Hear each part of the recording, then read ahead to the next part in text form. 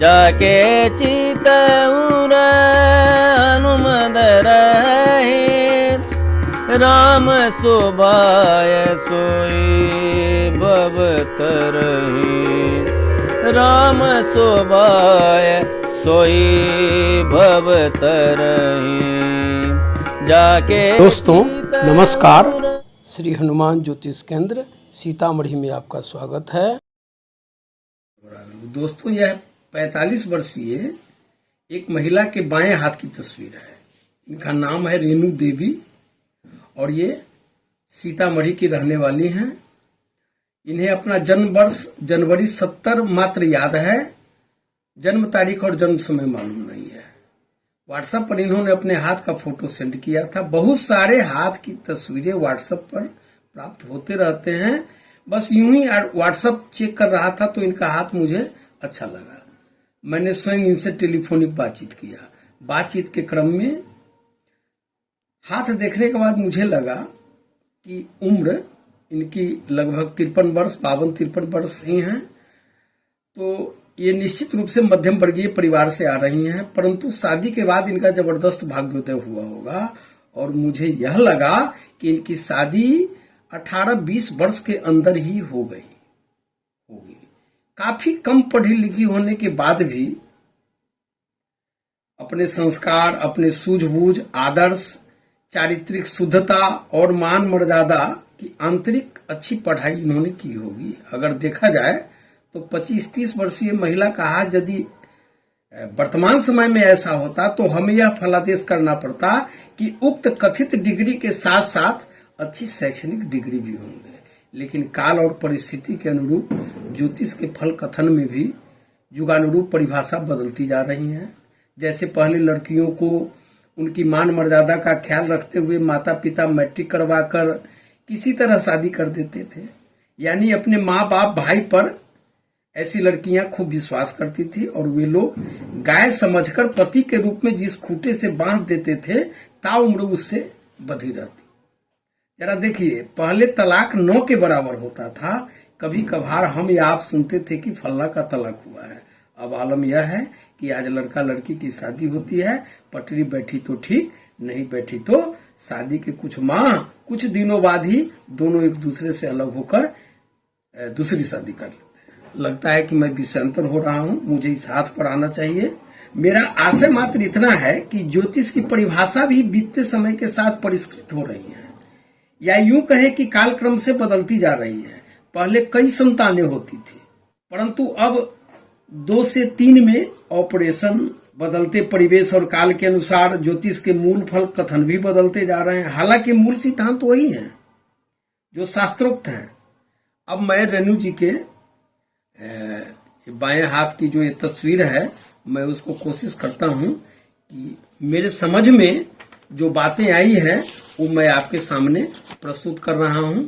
मेरे जो भी प्रेरक भाई बहन हैं निश्चित रूप से इसे समझने का प्रयास कीजिए। लीजिए, रेणु जी ने तो अपने हाथ पर कमल ही खिला ली है। इस हाथ को देखकर रेणु जी हम तो कहेंगे बाहरी किस्मत। जिस घर में आप गई होंगी आपके पति का भाग्योदय हुआ होगा और आप उनके लिए लक्ष्मी साबित हुई होंगी। मेरा आशय यह है कि या तो आपके पति आपसे शादी करके उनका, या तो व्यापार या नौकरी प्राप्त करके अच्छा खासा उनका भाग्योन्नति हुआ होगा और अभी वे आपके साथ काफी सुख मौज में होंगे। आपका ये हाथ का जो शेप है, ये हाथ कर्मठ और मेहनती आकृति की हथेली है। आपके अंगूठे पर ये क्षितिज रेखा मेरी समझ में आपके पिताजी की मृत्यु बचपन में होने की संभावना दिखा रही है। दोस्तों, ये चूंकि नौकरी में नहीं है, इन्होंने बताया था, बल्कि घरेलू महिला है। इस दृष्टिकोण से भी ये दिलचस्प है इनका हाथ, इसलिए बाएं हाथ से फलादेश करना मुझे उचित लगा।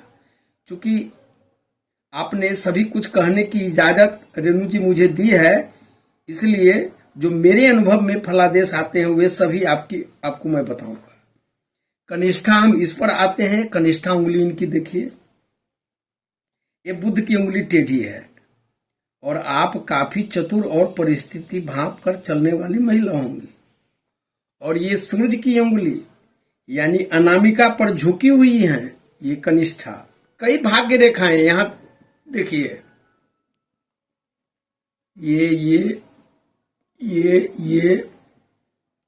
ये सब कई भाग्य रेखाएं, जैसे जीवन रेखा से राहु के क्षेत्र से, तो ये ऊर्ध्व चंद्र से, तो ये शनि पर्वत की ओर से, यानी कि आपके हाथ में जो भाग्य रेखाएं हैं ये 4-5 भाग्य रेखाएं। और दूसरी बात कि सूर्य रेखा का यहां से निकलना, यह सब देखकर मुझे लगता है कि आपके पति सरकारी नौकरी वाले होंगे। आप कुछ मत बताइएगा, मुझे करने दीजिए फलादेश। ऐसा मैंने उन्हें कहा भी था कि आप घरेलू महिला हैं, निश्चित रूप से आपके पति बिजनेस में नहीं नौकरी में होंगे, ऐसा संकेत मुझे मिल रहा है।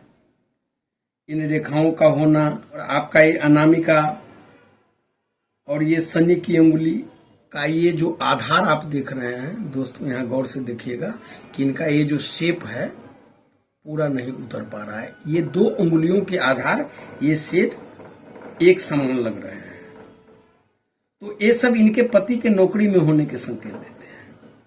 यूं भी आपके पति बिजनेस में नहीं होंगे, काफी कम संभावना दिख रही है आपका हाथ देने, क्योंकि आपका बुध पर्वत यहाँ दबा हुआ है और उस पर एक भी ऊर्ध्व रेखाएं इस तरह से नहीं है।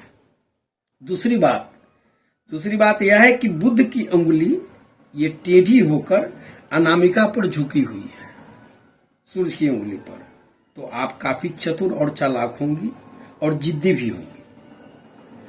ये शनि की जो उंगली है ये काफी सीधी है, जो आपको आध्यात्मिक बनाती है। खूब पूजा पाठ व्रत रखने वाली होंगी।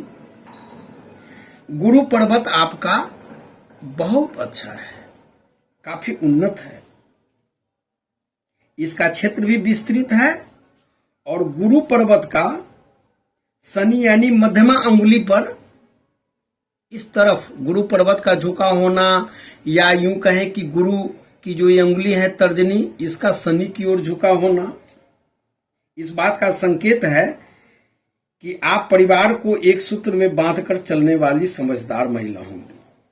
परंतु आपके विचार के अनुसार आपके घर में कार्य नहीं करने पर रेणु जी आप बहुत क्रोधित हो जाती होंगी और आप काफी बुलक्कड़ भी होंगी। जब बोलने लगती होंगी तो मैं कह सकता हूं उस समय आपका कोई अगर विरोध करता होगा तो और आप अधिक बोलने वाली हो जाती होंगी और उससे झगड़ पड़ती होंगी घर परिवार में। खासकर गुरु की यह स्थिति आपको अपने पति के साथ या उनकी बातों का विरोध करने वाला स्वभाव दे देते होंगे, या आपको कटु वचन कहते होंगे तो आप बिफड़ जाती होंगी, होना भी चाहिए। और आपको इतना गुस्सा आ जाता होगा कि उस समय आप अपने आप को या स्वयं के शरीर से यानी माथा पटककर माथा फोड़ लेने वाली साबित होती होंगी। और आपके बच्चे आपको शांत कराते होंगे, यानी घर परिवार में आपकी इच्छा के अनुरूप नहीं चलने वाले सदस्यों से, चाहे पति भी क्यों नहीं हो, विरोध करने पर आप उत्तेजना में आकर काफी क्रोधित होकर बोलने लग जाती होंगी, जैसे मिर्गी आ जाने पर व्यक्ति कुछ भी कर बैठता हो। ये सब मैं आपको इसलिए बता रहा हूं कि आपने स्वयं कहा है कि छोटी छोटी बातों को भी गुरुजी बताइए, तो आपको ऐसे गुस्से को शांत रखना चाहिए और गुरु चंद्र के उपाय आपको करते रहने चाहिए। ये मैं बाद में गुरु चंद्र के बारे में आपको मैं अलग से उपाय बताऊंगा, वो आप करती रहें। जब मैंने उन्हें ये सब बताया तो वे हंसने लगी और बोली कि गुरुजी यह सब बिल्कुल सही आपने बताया है, मेरे पति भी नौकरी में हैं और मेरी इच्छा शक्ति भी कुछ इसी तरह की है और परिवार में भी ये सब होता रहता है। और जब मैंने उन्हें यह बताया कि आप किस्मत के धनी हैं, आपके हाथ में त्रिभुज के अंदर, यहां देखिए त्रिभुज के अंदर त्रिभुज है, यह संकेत देता है कि आप लक्ष्मीवान होंगी। आपके हाथ में जो रुपया पैसा होगा उसे आप जल्दी खर्च नहीं करती होंगी और पति से कुछ भी कहकर पैसे ले लेती होंगी, जो आपके कोष से निकालना बहुत मुश्किल है। मैं तो कहूंगा कि बहुत कहने और परिस्थिति भांप कर ही आप खर्च करती होंगी। यानी आपके मुट्ठी में जो भी रुपया पैसा आएगा तो आप मुट्ठी बंद कर लेती होंगी। और मैं समझता हूं कि आपका था आपके पति को भी मालूम नहीं पड़ता होगा। चूंकि आपने कहा है कि सभी बातें कहिए, इसलिए आपके स्वभावतः बातें और व्यवहार की चर्चा मैं कर रहा हूं। आपकी हथेली में 2 मस्तिष्क रेखाएं हैं, यहां देखिए। ये जो आपकी बुद्धि को किसी भी घरेलू कार्य में दुगुने जोश से क्रियाशील रखती होंगी। यानी ऐसी घरेलू महिलाएं दिन में आराम नहीं करती, बस घर परिवार की खातिर मेहनत करके सभी को खुश रखने का प्रयत्न करती है। इस पर कई त्रिभुज हैं, यहां देखें तो कई त्रिभुज हैं। दोनों मस्तिष्क रेखा, ये यहां देखिए, ये मस्तिष्क रेखा एक निकला और यहां से इनका एक मस्तिष्क रेखा निकला। ये दोनों मस्तिष्क रेखा पर कई त्रिभुज हैं, यहां देखिए, यहां देखिए, यहां देखिए, और ये यहां सबसे बड़ा यहां, इसको देखिए।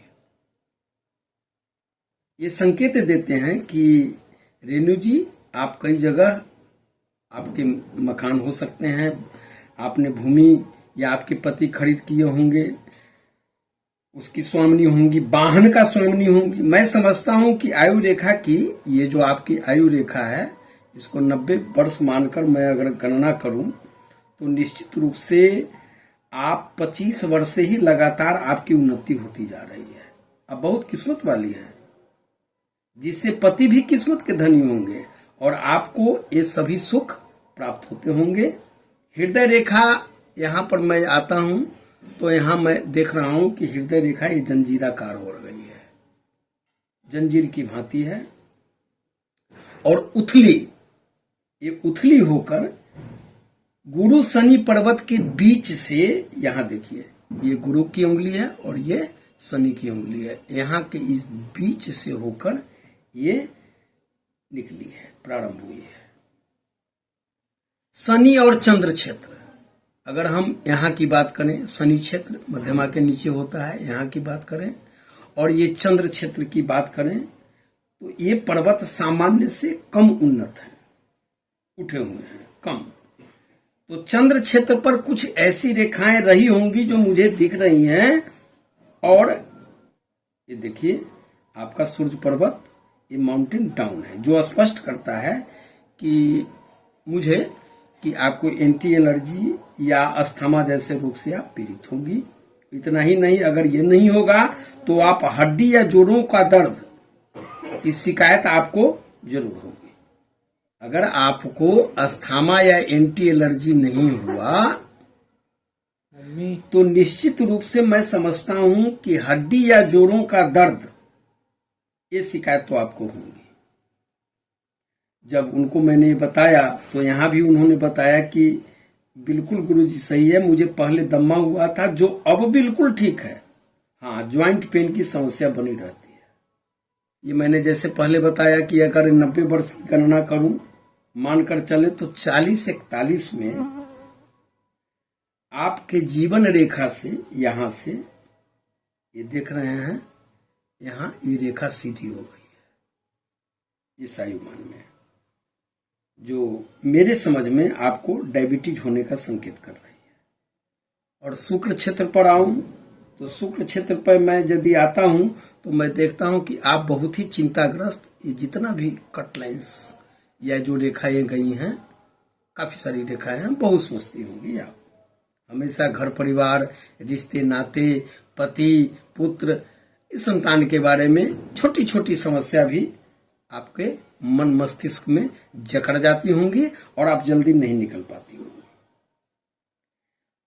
ये शुक्र क्षेत्र पर यहां यदि हम देखें तो ये 2 ऊर्ध्व रेखाएं या अंगूठे के मूल में, यहां पर, यहां यदि हम आए तो ये संकेत कर रहे हैं कि आपके 2 पुत्र होंगे। यह भी बता दूं कि सूर्य की अंगुली यहां, ये सूर्य की उंगली है, कनिष्ठा के बगल में अनामिका सूर्य की उंगली होती है। तो ये सूर्य की उंगली गुरु की उंगली से ये अपेक्षाकृत थोड़ी बड़ी है, तो संभव है कि आपको पहला संतान पुत्र हुआ हो। मंगल क्षेत्र यहां दबा हुआ है और जीवन रेखा के आयुमान में यह जाकर सीधी हो गई है। यहाँ देखिए मंगल क्षेत्र यहाँ दब गया और यहाँ मंगल रेखा देखिए आयुमान में ये 1-2 रेखाएं सीधी हैं, जो मार्स लाइन इनको हम कह सकते हैं। स्पष्ट मंगल की रेखा है जो आपको भूमि, वाहन, मकान और भी क्षेत्र में हम आते हैं तो जैसा मैंने पहले बताया उसकी पुष्टि यहाँ से भी हो रही है, इन रेखाओं से भी हो रही है। यहाँ पर मैंने बताया कि इस आयुमान में 41-42 से आपको डायबिटीज होने का संकेत मिल रहा है, क्योंकि इस आयुमान में रेखा, जीवन रेखा ये स्पष्ट सीधी चली गई है। यहाँ भी इस जातक महिला ने इस बात को सत्य बताया। ये निश्चित रूप से आप धनी मानी तो हैं, लेकिन आपको ये डायबिटीज या ये मंगल क्षेत्र का अनुन्नत होना, दबा हुआ होना, आप निश्चित रूप से आपको मेडिटेशन में जाना चाहिए और योगा वगैरह करनी चाहिए, क्योंकि आप, मुझे लगता है कि आप प्रतिदिन दवाई खाती होंगी। अंगूठे पर इस तरह का जब चिन्ह होना आपके धनी मानी किस्मत वाली महिला होने का प्रतीक है। मेरे इस फलादेश से रेणु जी काफी खुश हुई। मुझे लगा कि इसे YouTube पर डाला जाए, इसलिए मैं डाल रहा हूं और उनकी खुशी भांपकर मुझे भी काफी खुशी हुई कि मैंने लगभग ठीक ठाक फल कथन किया है। आप इनके करतल पर भी, यहाँ देखिए, करतल पर भी स्पष्ट मणिबंध की माला यहाँ आप देख सकते हैं, जो इनके जीवन में संपन्नता और भाग्योन्नति के प्रतीक है। तो वैसे तो बहुत कुछ मैं और कह सकता हूं, लेकिन वीडियो लंबा हो जाएगा। धन्यवाद दोस्तों। यदि आपने मेरे इस YouTube चैनल को अगर सब्सक्राइब नहीं किया है तो निश्चित रूप से सब्सक्राइब, लाइक करते हुए और जरूर से जरूर शेयर करें, ताकि घर बैठे आपको ज्योतिष से संबंधित सभी विधाओं के अंतर्गत आपको समस्त जानकारियां प्राप्त होती रही, आपको कहीं जाना नहीं पड़े। बस संस्थान का उद्देश्य भी है।